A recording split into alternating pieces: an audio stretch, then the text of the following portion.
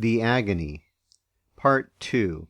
Another circumstance of Christ's agony that shows the strength of his love is the ungrateful carriage of his disciples at that time. Christ's disciples were among those for whom he endured this agony, and among those for whom he was going to endure those last sufferings, of which he now had such dreadful apprehensions. Yet Christ had already given them an interest in the benefits of those sufferings. Their sins had already been forgiven them through that blood that he was going to shed, and they had been infinite gainers already by that dying pity and love which he had to them, and had through his sufferings been distinguished from all the world besides.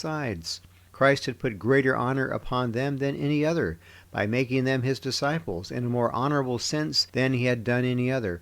And yet now, when he had that dreadful cup set before him which he was going to drink for them, and was in such an agony at the sight of it, he saw no return on their part but indifference and ingratitude. When he only desired them to watch with him, that he might be comforted in their company, now at this sorrowful moment they fell asleep, and showed that they had not concern enough about it to induce them to keep awake with him even for 1 hour, though he desired it of them once and again. But yet this ungrateful treatment of theirs, for whom he was to drink the cup of wrath which God had set before him, did not discourage him from taking it and drinking it for them. His love held out to them. Having loved his own, he loved them to the end. He did not say within himself, when this cup of trembling was before him, "Why should I endure so much for those that are so ungrateful? Why should I here wrestle with the expectation of the terrible wrath of God to be borne by me tomorrow for them that in the meantime have not so much concern for me as to keep awake with me when I desired of them even for 1 hour?" But on the contrary, with tender and fatherly compassions, he excuses this ingratitude of his disciples and says, Matthew chapter 26, verse 41, "Watch and pray that ye enter not into temptation. The spirit indeed is willing, but the flesh is weak." And went and was apprehended, and mocked, and scourged, and crucified, and poured out his soul unto death, under the heavy weight of God's dreadful wrath on the cross for them. Third inference. From what has been said, we may learn the wonderfulness of Christ's submission to the will of God. Christ, as he was a divine person, was the absolute sovereign of heaven and earth, but yet he was the most wonderful instance of submission to God's sovereignty that ever was. When he had such a view of the terribleness of his last sufferings, and prayed if it were possible that the cup might pass from him, that is, if there was not an absolute necessity of it in order to the salvation of sinners, yet it was with a perfect submission to the will of God. He adds, quote, "Nevertheless, not my will, but thine be done." He chose rather that the inclination of his human nature, which so much dreaded such exquisite torments, should be crossed, than that God's will should not take place. He delighted in the thought of God's will being done, and when he went and prayed the second time, he had nothing else to say but, quote, "O my Father, if this cup may not pass from me except I drink it, thy will be done." And so the third time. What are such trials of submission as any of us sometimes have in the afflictions that we suffer in comparison of this? If God does but in his providence signify it to be his will that we should part with a child, how heartily are we brought to yield to it, how ready to be unsubmissive and froward! Or if God lays his hand upon us in some acute pain of body, how ready are we to be discontented and impatient! When the innocent Son of God, who deserved no suffering, could quietly submit to sufferings inconceivably great, and say it over and over, "God's will be done." When he was brought and set before that dreadful furnace of wrath into which he was to be cast, in order that he might look into it and have a full view of its fierceness, when his flesh shrunk at it, and his nature was in such a conflict that his body was all covered with a sweat of blood falling in great drops to the ground, yet his soul quietly yielded that the will of God should be done, rather than the will or inclination of his human nature. Fourth inference.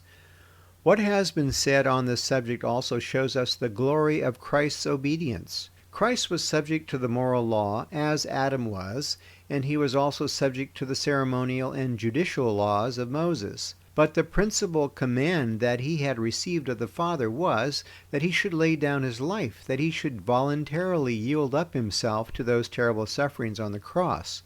To do this was his principal errand into the world, and doubtless the principal command that he received was about that which was the principal errand on which he was sent. The Father, when he sent him into the world, sent him with commands concerning what he should do in the world, and his chief command of all was about that, which was the errand he was chiefly sent upon, which was to lay down his life.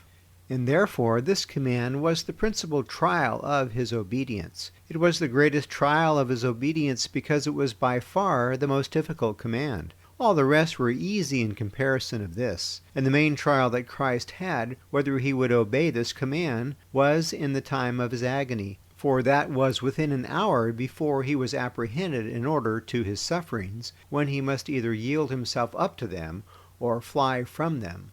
And then it was the first time that Christ had a full view of the difficulty of this command, which appeared so great as to cause that bloody sweat.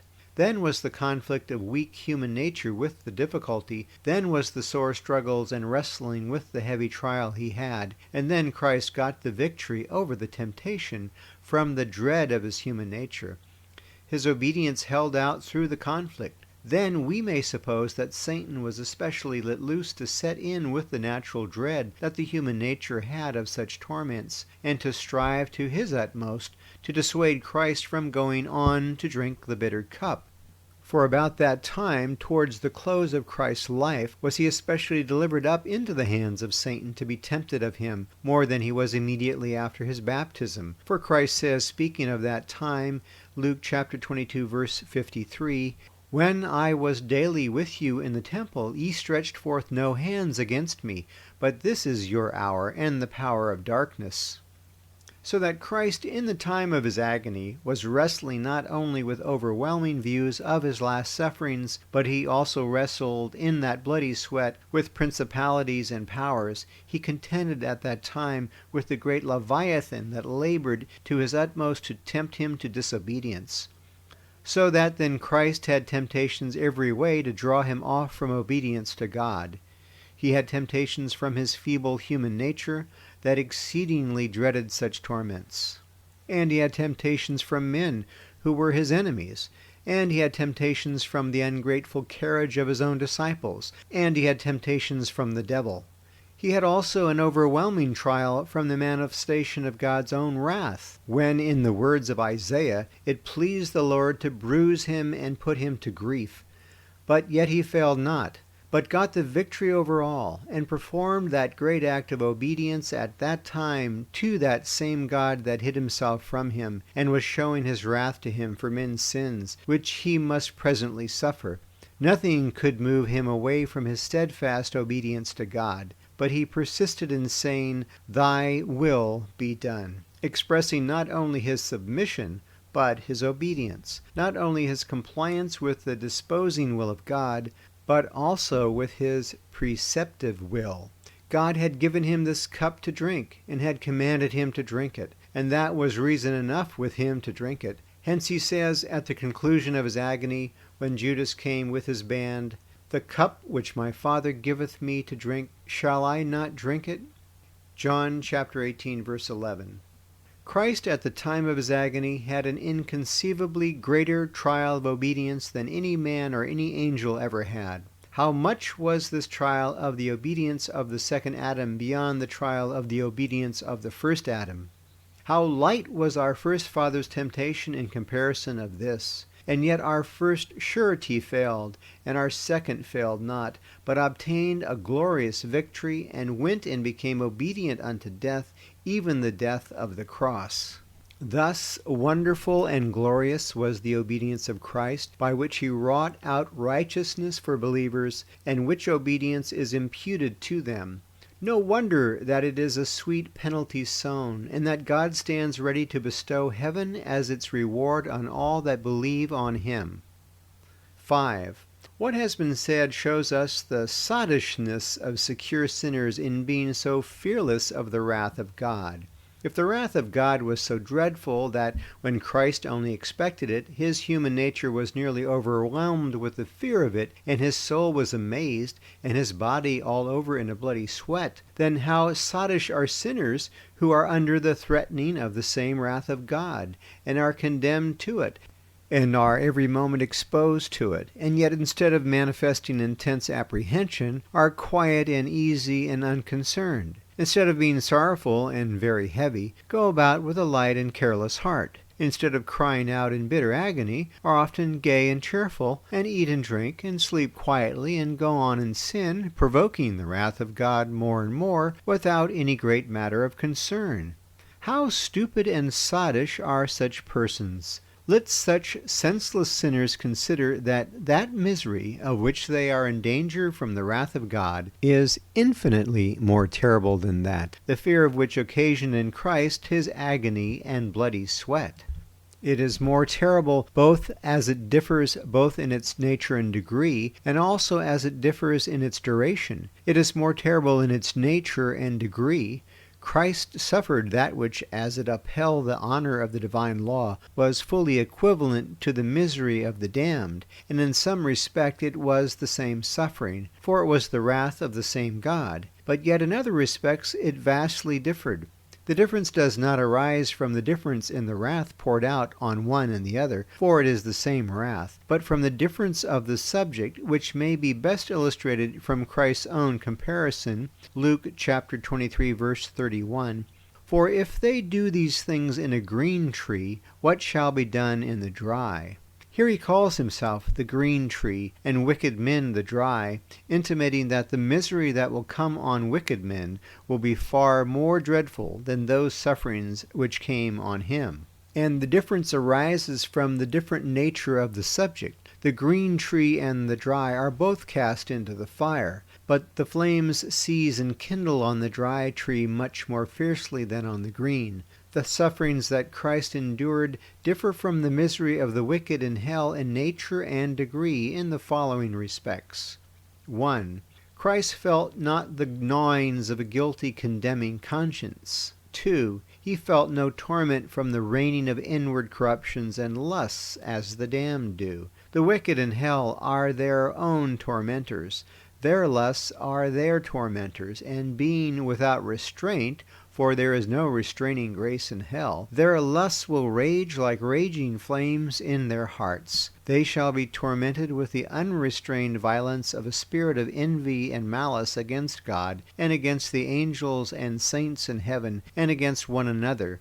Now Christ suffered nothing of this. 3.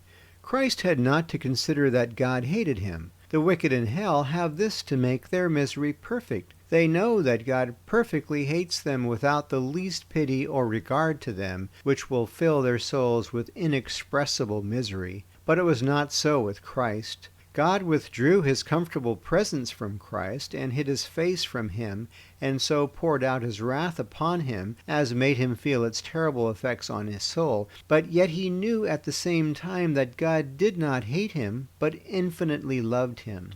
He cried out of God's forsaking him, but yet at the same time calls him, my God, knowing that he was his God still, though he had forsaken him. But the wicked in hell will know that he is not their God, but their judge and irreconcilable enemy. 4.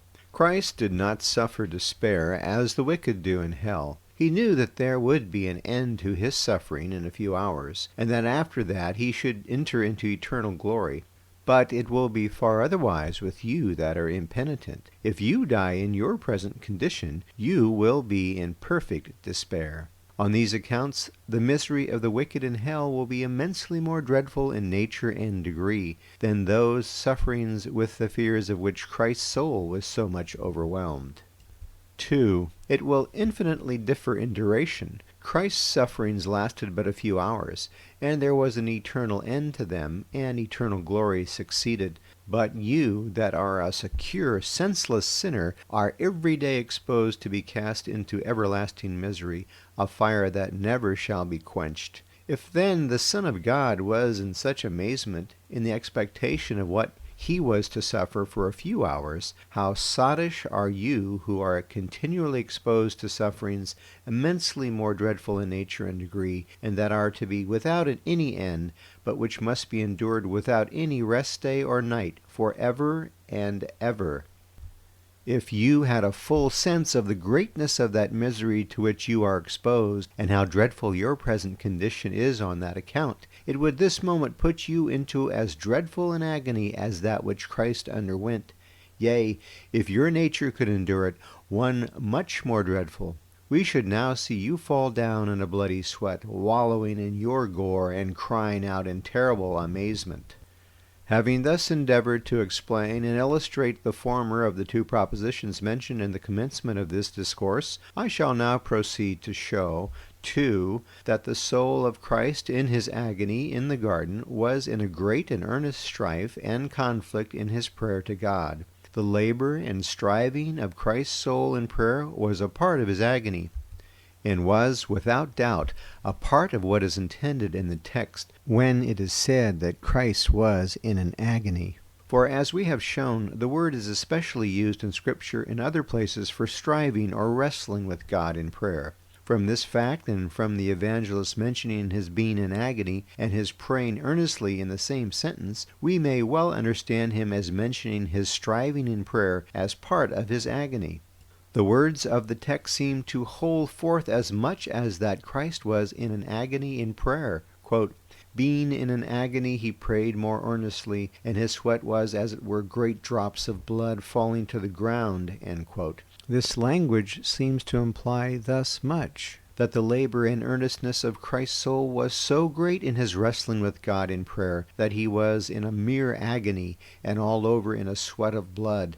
What I propose now in this second proposition is by the help of God to explain this part of Christ's agony, which consisted in the agonizing and wrestling of his soul in prayer, which is the more worthy of a particular inquiry, being that which probably is but little understood, though, as may appear in the sequel, the right understanding of it is of great use and consequence in divinity.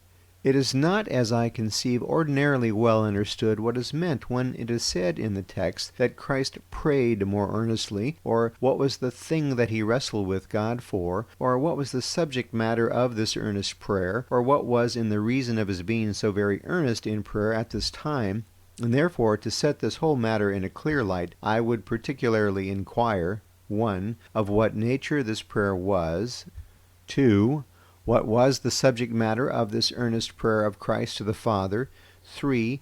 In what capacity Christ offered up this prayer to God? 4. Why he was so earnest in his prayer? 5. What was the success of this his earnest wrestling with God in prayer? And then make some improvement. 1. Of what nature this prayer of Christ was. Addresses that are made to God may be of various kinds. Some are confessions on the part of the individual, or expressions of his sense of his own unworthiness before God, and are thus penitential addresses to God. Others are doxologies, or prayers intended to express the sense which the person has of God's greatness and glory.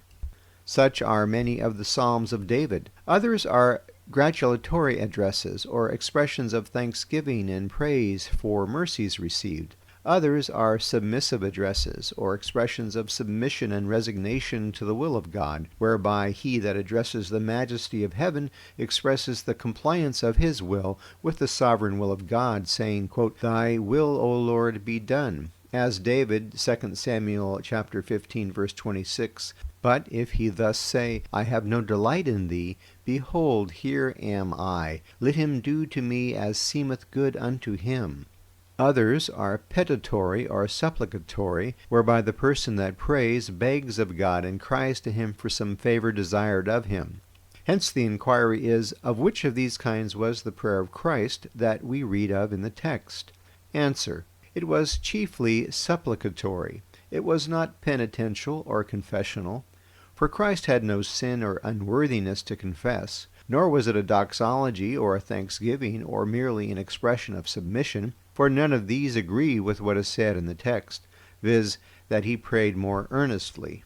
When anyone is said to pray earnestly, it implies an earnest request for some benefit or favor desired, and not merely a confession or submission or gratulation. So what the apostle says of this prayer in Hebrews chapter 5 verse 7, quote, "Who in the days of his flesh, when he had offered up prayers and supplications with strong crying and tears unto him that was able to save him from death, and was heard in that he feared," shows that it was petitory, or an earnest supplication for some desired benefit. They are not confessions or doxologies or thanksgivings or resignations that are called supplications and strong sighings, but petitions for some benefit earnestly desired. And having thus resolved the first inquiry, and shown that this earnest prayer of Christ was of the nature of a supplication for some benefit or favor which Christ earnestly desired, I come to inquire, 2. What was the subject matter of this supplication, or what favor and benefit that was for which Christ so earnestly supplicated in this prayer, of which we have an account in the text? Now the words of the text are not express on this matter. It is said that Christ, quote, "being in an agony, prayed more earnestly," end quote. But yet it is not said what he prayed so earnestly for.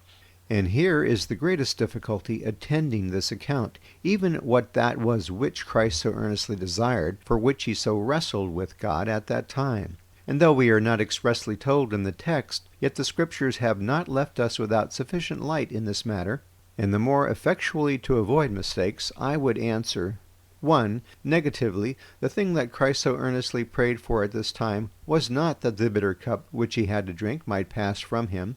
Christ had before prayed for this, as in the next verse, but one before the text, saying, quote, "Father, if thou be willing, remove this cup from me. Nevertheless, not my will, but thine be done." End quote. It is after this that we have an account that Christ, being in an agony, prayed more earnestly. But we are not to understand that he prayed more earnestly than he had done before, that the cup might pass from him, that this was not the thing that he so earnestly prayed for in the second prayer. The following things seem to prove. 1. The second prayer was after the angel had appeared to him from heaven, strengthening him the more cheerfully to take the cup and drink it. The evangelists inform us that when Christ came into the garden, he began to be sorrowful and very heavy, and that he said his soul was exceeding sorrowful, even unto death, and that then he went and prayed to God, that if it were possible the cup might pass from him. Luke says in the 41st and 42nd verses, quote, "that being withdrawn from his disciples about a stone's cast, he kneeled down and prayed, saying, Father, if thou be willing, remove this cup from me. Nevertheless, not my will, but thine be done." And then after this, it is said in the next verse that there appeared an angel from heaven unto him, strengthening him. Now this can be understood no otherwise than that the angel appeared to him, strengthening him and encouraging him to go through his great and difficult work, to take the cup and drink it. Accordingly, we must suppose that now Christ was more strengthened and encouraged to go through with his sufferings, and therefore we cannot suppose that after this he would pray more earnestly than before to be delivered from his sufferings. And of course that it was something else that Christ more earnestly prayed for, after that strengthening of the angel, and not that the cup might pass from him. Though Christ seems to have a greater sight of his sufferings given him after the strengthening of the angel than before, that caused such an agony, yet he was more strengthened to fit him for a greater sight of them. He had greater strength and courage to grapple with these awful apprehensions than before. His strength to bear sufferings is increased with the sense of his sufferings. 2. Christ, before his second prayer, had had an intimation from the Father that it was not his will that the cup should pass from him. The angels coming from heaven to strengthen him must be so understood. Christ first prays that if it may be the will of the Father, the cup might pass, but not if it was not his will. And then God immediately upon this sends an angel to strengthen and encourage him to take the cup, which was a plain intimation to Christ that it was the Father's will that he should take it, and that it should not pass from him. And so Christ received it, as appears from the account which Matthew gives of this second prayer. Matthew chapter 26, verse 42, "He went away again the second time and prayed, saying, O my Father, if this cup may not pass away from me except I drink it, thy will be done." He speaks as one that now had had an intimation, since he prayed before, that it was not the will of God. And Luke tells us, viz., by God sending an angel. Matthew informs us, as Luke does, that in his first prayer he prayed that if it were possible the cup might pass from him. But then God sends an angel to signify that it was not his will and to encourage him to take it. And then Christ, having received this plain intimation that it was not the will of God that the cup should pass from him, yields to the message he had received and says, O my Father, if it be so as thou hast now signified, thy will be done. Therefore we may surely conclude that what Christ prayed more earnestly for after this was not that the cup might pass from him, but something else, for he would not go to pray more earnestly that the cup might pass from him after God had signified that it was not his will that it should pass from him than he did before. That would be blasphemous to suppose. And then, thirdly, the language of the second prayer, as recited by Matthew, quote, O my Father, if this cup may not pass from me except I drink it, thy will be done, shows that Christ did not then pray that the cup might pass from him. This certainly is not praying more earnestly that the cup might pass. It is rather a yielding that point and ceasing any more to urge it, and submitting to it as a thing now determined by the will of God, made known by the angel. And 4. From the Apostle's account of this prayer in the 5th chapter of Hebrews, the words of the Apostle are these, who in the days of his flesh, when he had offered up his prayers and supplications with strong crying and tears unto him that was able to save him from death, and was heard in that he feared. The strong crying and tears of which the Apostle speaks are doubtless the same that Luke speaks of in the text when he says, quote, he being in an agony prayed more earnestly. For this was the sharpest and most earnest crying of Christ of which we have anywhere any account. But according to the Apostle's account, that which Christ feared, and that for which he so strongly cried to God in this prayer, was something that he was heard in, something that God granted him his request in, and therefore it was not that the cup might pass from him. Having thus shown what it was not that Christ prayed for in this earnest prayer, I proceed to show, second, what it was that Christ so earnestly sought of God in this prayer. I answer in one word. It was that God's will might be done in what related to his sufferings. Matthew gives this express account of it in the very language of the prayer which has been recited several times already, quote, O my Father, if this cup may not pass from me except I drink it, thy will be done. This is a yielding and an expression of submission, but it is not merely that. Such words, quote, the will of the Lord be done, quote, as they are most commonly used, are not understood as a supplication or request, but only as an expression of submission. But the words are not always to be understood in that sense in Scripture, but sometimes are to be understood as a request. So they are to be understood in the third petition of the Lord's Prayer, quote, Thy will be done in earth as in heaven. There the words are to be understood both as an expression of submission and also a request, as they are explained in the Assembly's Catechism, and so the words are to be understood here. The evangelist Mark says that Christ went away again and spake the same words that he had done in his first prayer, Mark chapter 14, verse 39. But then we must understand it as of the same words with the latter part of his first prayer, quote, Nevertheless, not my will, but thine be done, as Matthew's more full and particular account shows, so that the thing mentioned in the text for which Christ was wrestling with God in this prayer was that God's will might be done in what related to his sufferings. But then here another inquiry may arise, viz., what is implied in Christ praying that God's will might be done in what related to his sufferings? To this I answer, 1. This implies a request that he might be strengthened and supported and enabled to do God's will by going through with these sufferings. The same as when he says, quote, Lo, I come, in the volume of the book it is written of me to do thy will, O God. It was the preceptive will of God that he should take that cup and drink it. It was the Father's command to him. The Father had given him the cup, and as it were set it down before him with the command that he should drink it.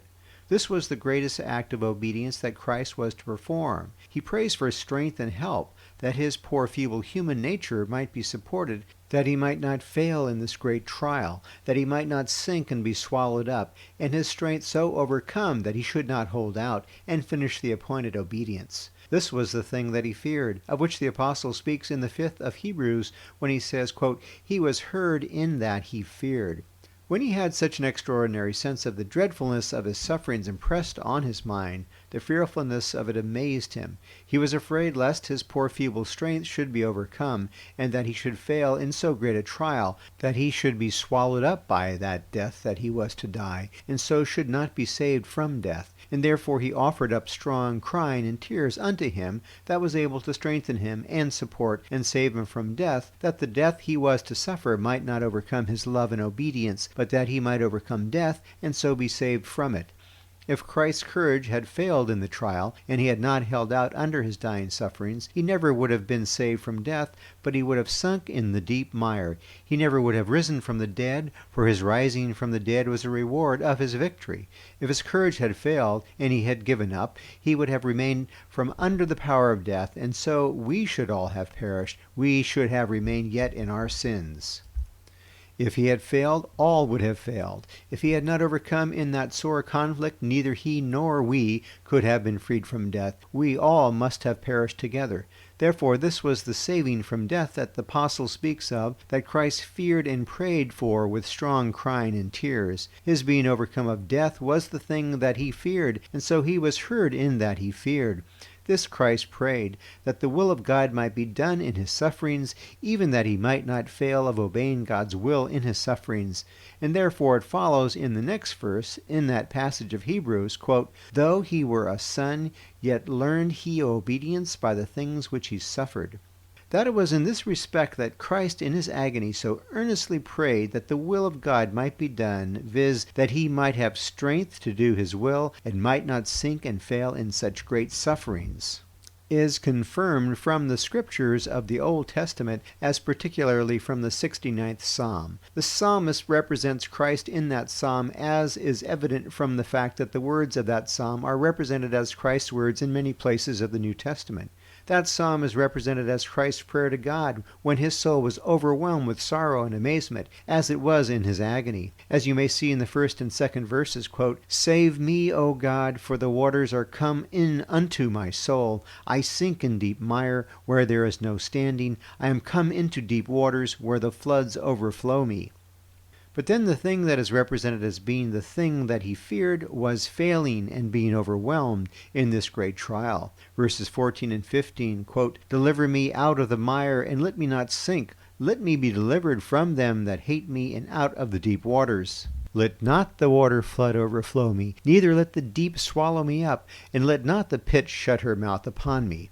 So again in the 22nd Psalm, which is also represented as the prayer of Christ under his dreadful sorrow and sufferings, verses 19, 20, and 21, quote, "But be not thou far from me, O Lord. O my strength, hast thee to help me. Deliver my soul from the sword, my darling from the power of the dog. Save me from the lion's mouth." End quote. It was meet and suitable that Christ, when about to engage in that terrible conflict, should thus earnestly seek help from God to enable him to do his will. For he needed God's help. The strength of his human nature without divine help was not sufficient to carry him through. This was without doubt that in which the first Adam failed in his first trial, that when the trial came he was not sensible of his own weakness and dependence. If he had been, and had leaned on God, and cried to him for his assistance and strength against the temptation, in all likelihood we should have remained innocent and happy creatures to this day. 2. It implies a request that God's will and purpose might be obtained in the effects and fruits of his sufferings, in the glory to his name that was his design in them, and particularly in the glory of his grace, in the eternal salvation and happiness of his elect.